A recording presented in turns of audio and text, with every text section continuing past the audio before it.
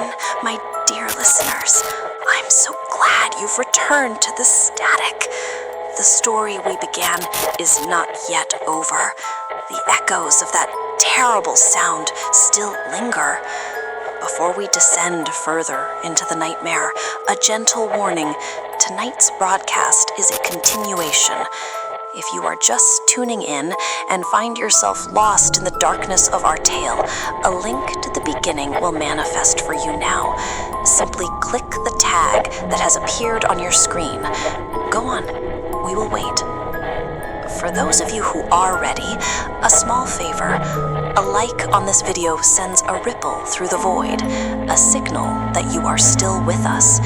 And subscribing ensures our frequency will always find you, even when the screaming starts.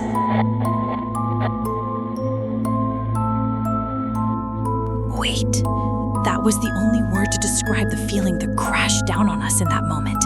It wasn't an emotion, it was almost a physical phenomenon. The weight of a life hanging in the balance, the weight of a secret we never wanted to know, the weight of our own helplessness. The iron table, which had been a fun curiosity just minutes ago, now looked like a funeral altar. The playful whispers were gone, leaving only a single cold and resigned echo. The bridge on North Boulevard looks high enough. Nessa squeezed my hand. "We have to do something, Bia," she said, the usual glamour of a supermodel completely gone, replaced by raw urgency. "We can't just sit here." "Do what?" I replied, the ruthless logic of a martial artist taking over. "What do we have? A thought? No name, no face, no description? The show tonight will have at least 3,000 people in attendance, from the audience to the backstage crew to the models and designers. How are we supposed to find one person in that crowd?" "I don't know," Nessa nearly shouted, drawing a few curious glances from other tables. She lowered her voice. "I don't know, Bia, but we have to try. We can't know this and do nothing. I would never forgive myself." I looked into her eyes, and I saw a fierce determination, a deep empathy that had overcome her panic. Nessa could walk a runway like an ice queen, but her heart had always been warm. And she was right. Giving up was not an option. It had never been in my vocabulary. "All right," I said, standing up. "What's the plan?" Relief washed over Nessa's face. "I have a backstage pass. I'll go inside, talk to people. Designers, models, the production crew. I'll listen. Sometimes the walls backstage whisper more than your table ever could. I'll look for anyone showing signs of stress, anyone being isolated or bullied. And me? You're the outsider," Nessa said, her strategic mind kicking in. "That's your advantage. You blend in with the crowd. The audience, the sponsors, the press. You're not looking for a face. You do what you do best. Observe. Look for someone who doesn't belong, someone hiding pain behind a forced smile, someone whose eyes sound like that voice." It was a fragile plan, almost hopeless, like trying to find a specific grain of sand on a beach, but it was all we had. "After the show," I said, "we meet back in the main lobby. Hopefully one of us will have found something." Nessa nodded, and we left Café Sonore, leaving behind the iron table and its heavy whisper. The theater where the main showcase of Fashion Week was held was another world entirely. If Café Sonore was a quiet corner, this place was a hurricane. The lights, the music, the chatter of voices, the smell of expensive perfume and hairspray all mingled together, creating an atmosphere of extreme glamour and extreme stress. I hated it. I felt out of place among the lavish outfits and shallow conversations. I was a martial artist. My world was the dojo, the roar of a crowd, the ache of my muscles. Here, the weapons were veiled insults and smiles as sharp as knives. But I wasn't here to enjoy myself. I was on a mission. I began to observe. I moved through the crowds, my eyes scanning every face.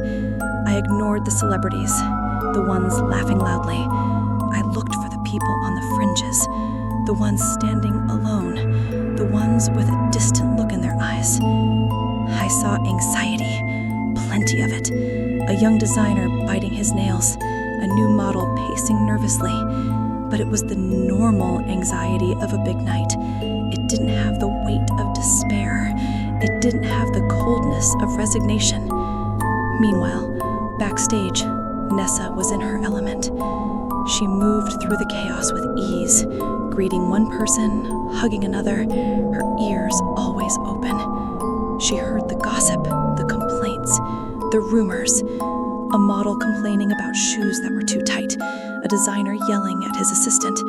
It was all the normal drama of the fashion world, nothing out of the ordinary. Time ticked by. The show began. The house lights dimmed. The music swelled. One by one, the models walked the runway, showcasing the latest collections. The crowd gasped and applauded, but all I could hear was the ticking of an invisible clock, counting down to a tragedy. I looked up at the balconies, into the tech booth, into every dark corner. Nothing. Nessa would occasionally send me a text. Nothing yet. Helplessness began to gnaw at me. Were we wrong? Was the whisper just a fleeting thought, a moment of weakness that had passed? Or were we simply too late? The show was nearing its end. The final, most anticipated showcase by the top Kalos designer, Auguste Moreau, was about to begin. And that's when the chaos erupted. A scream came from backstage, loud enough to be heard over the music. Then a commotion. I saw Nessa rush toward it.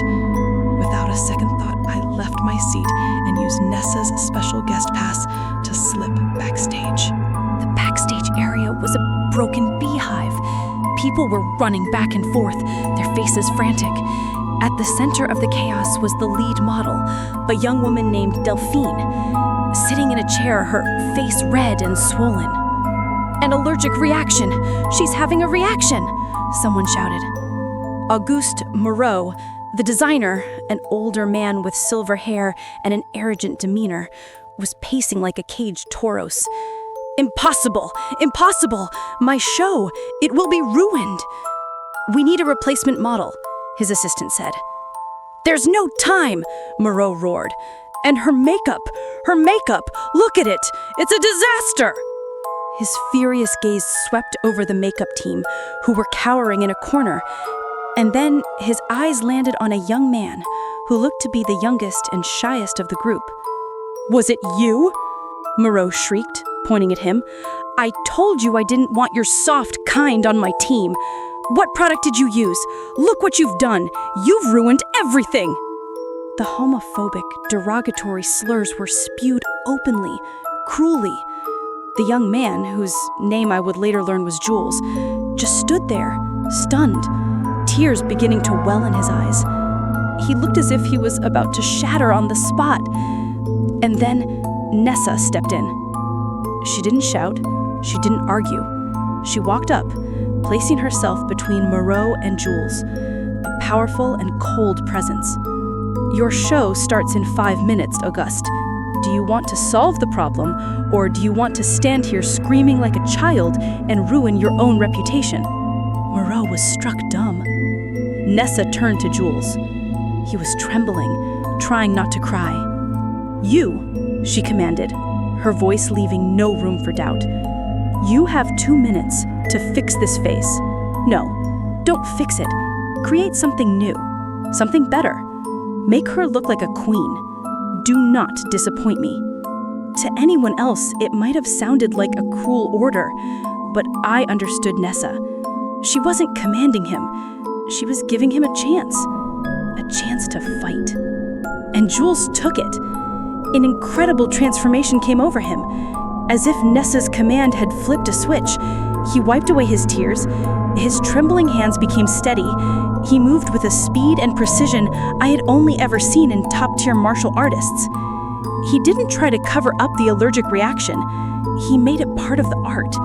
He used contrasting colors, bold lines, turning the model's swollen, red face into an abstract, dramatic, and hauntingly beautiful mask. It was both strangely beautiful and incredibly powerful. In less than 2 minutes, he had turned a disaster into a masterpiece. I stood there, having witnessed the whole thing from a hidden corner. I saw the despair on Jules's face as he was humiliated. I saw his extraordinary talent as he worked, and I knew it was him. The show was a resounding success. Delphine's unique makeup became the talk of the night. Everyone praised Auguste Moreau's groundbreaking creativity. Not a single person mentioned the name of the young man who had saved the show. After the lights came up and the crowd began to move to the after parties, Nessa and I looked for Jules. He wasn't backstage. He wasn't at the party. He was gone. A cold dread snaked its way down my spine. The bridge on North Boulevard looks high enough. Nessa, I said, grabbing her arm, "We follow me." We ran out of the theater, out of the fake glamour, running through the glittering streets of Lumiose. The cold night air stung our faces.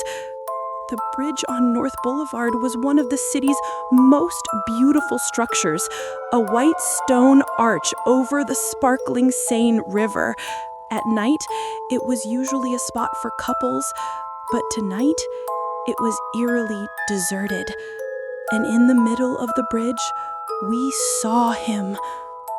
Jules was standing there, having climbed over the railing, his back to the city. He just stood there, looking down at the dark water below. The night wind ruffled his hair. He looked so small and so lonely. He wasn't crying. His face was completely blank, as if he had gone to a place where emotions no longer existed. We approached slowly, trying not to make a sound. "Jules," Nessa called out softly. "The show tonight, it was absolutely incredible. Everyone is talking about it." He didn't turn around. "Just for one night," he said, his voice flat and lifeless. "Tomorrow, they'll forget, and I'll go back to being the sick faggot trying to make it in a place where I don't belong." I heard what they were saying afterward. They said Moreau was a genius for turning a mistake into a success. No one, not a single person, mentioned me. "Then prove them wrong," I said, my voice firm. "Quitting is not the way of a warrior." Jules laughed, a bitter, empty sound. "I'm not a warrior. I'm just tired of fighting, tired of pretending their words don't hurt, tired of being me." He shifted his weight, leaning further out over the edge. My heart seized. I was wrong. Strength and honor, that was my world, not his. I needed a different approach. I moved closer until I was just a few feet away. "People look at me," I began, my voice softer, "and they see an undefeated gym leader, a fighting machine. They don't see a little girl who was teased for being too rigid, too boyish. They don't see the nights I locked myself in the dojo, wondering if I would ever be good enough, if I would ever be accepted." Jules turned his head slightly. He was listening. "Strength isn't about never falling, Jules," I continued, the words coming from a deep place within me. "Strength is about knowing how to get back up after every fall. And sometimes the greatest strength is knowing when to let someone else help you get up." I held out my hand. "Let us help you get up." Nessa came and stood beside me. "I wasn't joking about my offer, Jules. I really need your talent. Your style, it's bold, it's emotional. We could create amazing things together." The silence stretched on. There was only the sound of the wind and the river below. And then slowly, Jules turned around. Tears were streaming down his cheeks. He looked at my outstretched hand, then into Nessa's compassionate eyes. He climbed back over the railing, his legs trembling, and he collapsed into our arms. He cried, great heaving sobs that had been held back for years. We just stood there, holding him, shielding him from the cold wind and the darkness. Two strangers who had become his lifeline, all because of a whisper from an old iron table. We spent the next few days in Lumiose, not eating pastries, but building a new foundation for Jules. Nessa introduced him to real influencers in the industry, people who valued talent, not sexuality. I took him to my temporary dojo, not to teach him how to fight, but to teach him how to find his own inner strength. When I returned to Galar, to the silence and discipline of Stow-on-Side, I felt a shift within myself. The world was no longer just black and white, win and lose. It was more complex and more beautiful. I found Alistair in his usual dark corner of the gym, sitting with his Gengar. "Alistair," I began, sitting down beside him, "I was just in Kalos. There's a strange legend there, a table in a café that lets you hear other people's secrets." Alistair looked up, his mask hiding his expression. "Oh?" "Yes," I said, a little enthusiastically. "I managed to help a few people because of it. I think it might be some ancient psychic energy in the land, or maybe the table is made from the wood of a trevenant. Or it's the Klefki that live in the tree above it. They like to steal stray thoughts and impending intentions, and they whisper them into the ears of the people sitting below. They think it's a funny game." I was stunned for a second. "Huh? How did you know?" Alistair didn't answer. He just tilted his head mysteriously. The Gengar beside him giggled, covering its mouth. I looked at the boy, at the ancient wisdom hiding behind his mask, and then I laughed. A real, hearty laugh. This ghostly little boy knew more than he let on. But instead of exposing the magic with logic, I decided to play along. "Come on," I said, nudging him gently. "Don't ruin my fairy tale. A magic table sounds much more interesting." Alistair didn't say anything, but I could sense a slight smile behind his mask. I sat there, in the comfortable silence of the dojo, and began to tell him all about Jules and Nessa and the whispers in Lumiose. I realized that the world is full of wonders. Some are magic, some are Pokémon, and some are simply the kindness of human beings who hear a whisper and choose to act. And sometimes it's okay to believe in a fairy tale, just a little bit. The transmission is ending. The static is creeping back in. Thank you for listening to Lavender Town Radio. Remember, the Pokédex only tells you half the story. We're here for the other half. Your thoughts on this story are valuable. They tell us what scares you. Leave them in the comments. To help us continue broadcasting from the abyss, please hit the like button and, most importantly, subscribe. More subscribers mean a stronger signal, and a stronger signal means more secrets can be revealed. This is Lavender Town Radio, signing off. Be sure to check your shadows. You never know what might be listening.